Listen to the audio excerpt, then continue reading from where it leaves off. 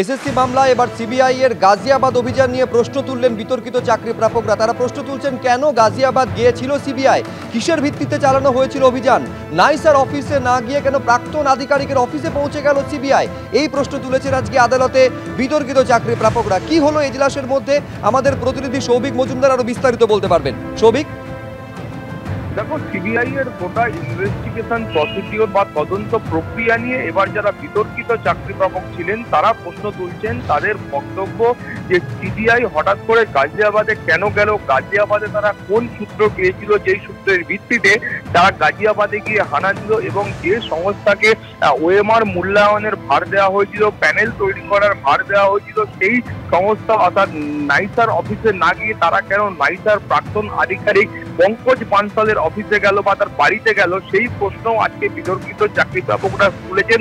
এবং তাদের বক্তব্য হলো, সিবিআই এর তরফ থেকে যে রিপোর্ট দেওয়া হয়েছে বা যে একাধিক রিপোর্ট দেওয়া হয়েছে সেই রিপোর্টগুলির বিশ্বাসযোগ্যতা বা সেই রিপোর্টগুলির গ্রহণযোগ্যতা নিয়ে তারা প্রশ্ন তুলছেন। এর পাশাপাশি তারা প্রশ্ন তুলছেন যে অবসরপ্রাপ্ত বিচারপতি অভিজিৎ গঙ্গোপাধ্যায় যে কড়া নির্দেশ দিয়েছিলেন, যেখানে তিনি বলেছিলেন যে বেতনের টাকা তারা যা পেয়েছেন সেই বেতনের টাকা ফেরত দিতে হবে, সেই একাধিক নির্দেশ নিয়েও তারা কিন্তু প্রশ্ন তুলেছেন। এবং সেখানে বিচারপতি দেবাংশু বসাকের মন্তব্য অত্যন্ত গুরুত্বপূর্ণ। তার বক্তব্য হলো যে তারা থাকলে হয়তো এই মামলায় তারা যদি থাকতেন তারা হয়তো বলতেন যে যাদের বিরুদ্ধে এই ধরনের অভিযোগ উঠছে সেই ব্যক্তিদের হেফাজতে নিয়ে জিজ্ঞাসাবাদ করা হোক, এই ধরনের নির্দেশ তারা হয়তো দিতে পারতেন। এই মর্মে বিচারপতি দেবাংশু বসাক তার মত প্রকাশ করেছেন।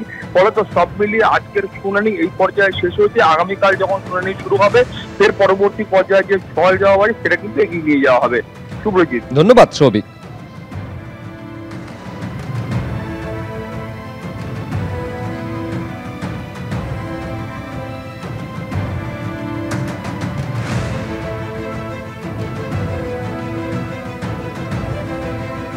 2022-এর টেটে ভুল প্রশ্নের অভিযোগে মামলা। এবং আরেকবার আপনাদের বলবো, 2022-এ যে টেট পরীক্ষা হয়েছিল সেই টেট পরীক্ষায় ভুল প্রশ্ন ছিল এই মর্মে যে মামলা, সেই মামলায় আজকে ভুল প্রশ্নের অভিযোগে 500 জন পরীক্ষার্থীর 15টি প্রশ্ন নিয়ে বিভ্রান্তি, কয়েকটি ভুল প্রশ্নও ছিল এমনটা অভিযোগ মামলাকারীদের। প্রাথমিক শিক্ষা পর্ষদের বক্তব্য জানতে চাইলেন বিচারপতি রাজাশেখর মান্থা। প্রশ্ন ভুল নিয়ে স্থায়ী সমাধান বের করতে হবে পর্ষদকে, কি পদক্ষেপ পর্ষদ করবে পরবর্তী শুনানিতে তা জানাতে হবে, নইলে আদালতই নীতি নির্ধারণ করবে বলে মন্তব্য করেছেন মহামান্য বিচারপতি।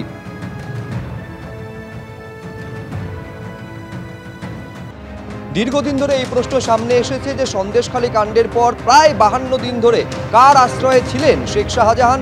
আজকে সিবিআই স্পষ্ট দাবি করছে যে তার আশ্রয়দাতা ছিলেন ধৃত ফারুক আকুঞ্জি। পাশাপাশি সিবিআই এও দাবি করেছে যে ইডির ওপর হামলার ঘটনায় সরাসরি প্রত্যক্ষভাবে যুক্ত ছিল জিয়াউদ্দিন মোল্লা এবং দিদার বক্স মোল্লা। আরও বিস্তারিত আমাদের এই নিয়ে জানাবেন, সরাসরি আমাদের সঙ্গে রয়েছেন আবির দত্ত, আমাদের প্রতিনিধি। আবির, এই যতদিন পর্যন্ত অন্তরালে ছিলেন শেখ শাহজাহান, বিভিন্ন জল্পনা শোনা গেছিল যে কোথায় রয়েছেন শেখ শাহজাহান, কে তার আশ্রয়দাতা ইত্যাদি এবং ইত্যাদি। আজকে স্পষ্ট দাবি করছে সিবিআই আদালতে দাঁড়িয়ে যে ধৃত ফারুক আকুঞ্জি ছিলেন শেখ শাহজাহানের আশ্রয়দাতা। দেখো, একেবারেই যে তিনজনকে গতকাল গ্রেপ্তার করা হয়েছে তার মধ্যে অন্যতম ফারুক আকুঞ্জি। তার বিরুদ্ধে আদালতে আজকে সিবিআই তরফ থেকে যেটা জানানো হলো, যে কারণে তাকে গ্রেপ্তার করা হয়েছে, এই ফারুক আকুঞ্জি সে শেখ শাহজাহানকে আশ্রয় দিয়েছিল যখন সে পলাতক অবস্থায় ছিল। অন্যদিকে ফারুক আকুঞ্জির আইনজীবী তিনি আদালতে আজকে জানান যে শেখ শাহজাহানের অন্যতম প্রতিবেশী ছিল এই ফারুক আকুঞ্জি। তাহলে প্রতিবেশী ফারুক আকুঞ্জি কি আশ্রয় দিয়েছিল শেখ শাহজাহানকে, এই প্রশ্ন থাকছে। এবং 14 দিনের হেফাজতে চেয়ে আবেদন জানানো হয়েছে সিবিআই এর তরফ থেকে। অন্যদিকে ফারুক আকুঞ্জির আইনজীবী তিনি জামিনের আবেদন করেন। অন্যদিকে তৃণমূল নেতা জিয়াউদ্দিন মোল্লা এবং দেদার বক্স মোল্লা, যে দেদার বক্স মোল্লা সে অন্যতম একজন ম্যানেজার হিসেবে কাজ করত শেখ শাহজাহানের, এই দুজনের বিরুদ্ধেই একই রকম অভিযোগ।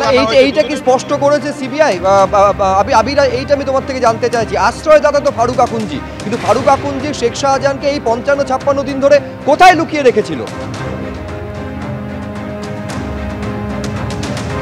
দেখো, নির্দিষ্টভাবে এই তদন্ত এগিয়ে নিয়ে যাওয়ার ক্ষেত্রে আরও যে তথ্য প্রমাণ সেগুলো তারা আদালতে যেটুকু তথ্য প্রমাণ তারা এখনো পর্যন্ত তাদের তদন্তে উঠে এসেছে সেটা তারা দিয়েছেন। তবে প্রাথমিকভাবে তারা এই হেফাজতের চেয়ে যে আবেদন তারা করেছেন তার কারণ হিসেবে তারা যেটা জানাচ্ছেন যে এই নিয়েই তারা বিস্তারিত জানতে চান এবং সেই জন্য তারা হেফাজতে চাইতেন ফারুক আকুঞ্জিকে। তবে ফারুক আকুঞ্জি শেখ শাহজাহানকে আশ্রয় দিয়েছিল সেই কথা কিন্তু ইতিমধ্যে বসিরহাট মহকুমা আদালতে সিবিআই এর তরফ থেকে জানানো হয়েছে। তিনজনের ক্ষেত্রেই কিন্তু নির্দিষ্ট করে অভিযোগ আনা হয়েছে, যেমনটা দেদার বক্স মোল্লা এবং তৃণমূল নেতা জিয়াউদ্দিন মোল্লার ক্ষেত্রে বলা হয়েছে যে তারা লোক জড়ো করে ইডির উপরে যে হামলা সেই হামলা সংঘটিত হওয়ার পেছনে তাদের প্রত্যক্ষভাবে যোগ রয়েছে। তাদের ক্ষেত্রেও হেফাজতে চেয়ে আবেদন করা হয়েছে, তাদের আইনজীবীও জামিনের আবেদন করেছেন। যদিও প্রথম দফায় এই শুনানি সওয়াল জবাব চলেছে, দ্বিতীয় দফায় আবারও শুনানি সওয়াল জবাব চলবে এমনটাই জানা যাচ্ছে। বেশ, আদালত কি নির্দেশ দেয় সেদিকে নজর থাকবে। ধন্যবাদ আপনি।